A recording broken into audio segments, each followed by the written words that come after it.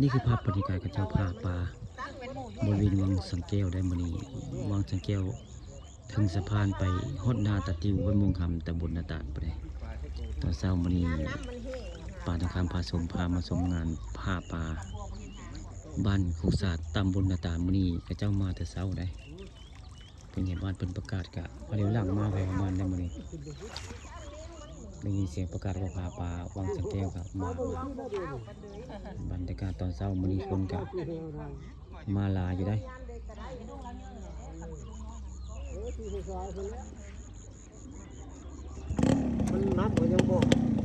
บ่พี่พลบ่ตึกบ่มื้อนี้พี่พลบ่แห่มาตึกบ่เมื่อแห่ไป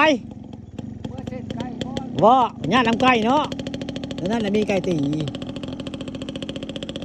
มันมีไก่ตีในย่านน้ำไก่เนาะเพิ่นลุงอันที่พูดนี่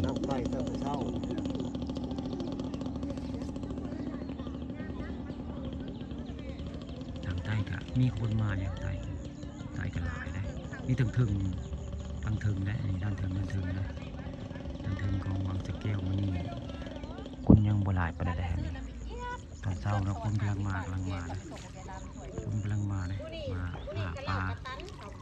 บริเวณวังสังแก้ววังสะพานบ้านภูษาทางถึงเนาะจากสะพานขึ้นไปหน้าตะติวมันนี่ผ่านยาวเลยมันนี่ผ่าบริเสียเงินจักบาทไปลงในวันอาทิตย์มันนี่ค่ะบัตรคำผสมกับภาพบรรยากาศงานพาปูพาปลามาให้มึงมาชมได้บรรยากาศกะจักหนาวจะได้มือนี้บรรยากาศหนาวเย็นจะได้แต่ว่าคนยังมาพาปลาจะได้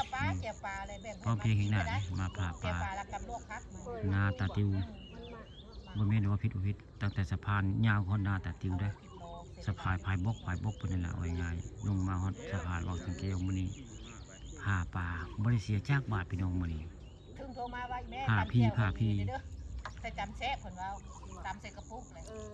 เขาเอาไปจำ